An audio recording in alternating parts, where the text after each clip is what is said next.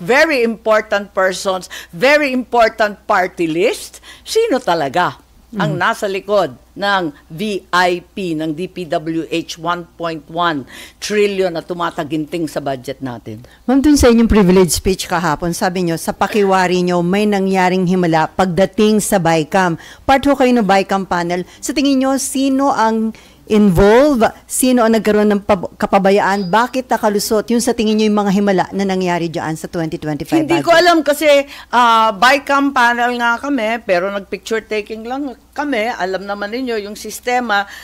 Ako'y humingi ng tulong. Talaga umpisa pa lang, sinabi ko na.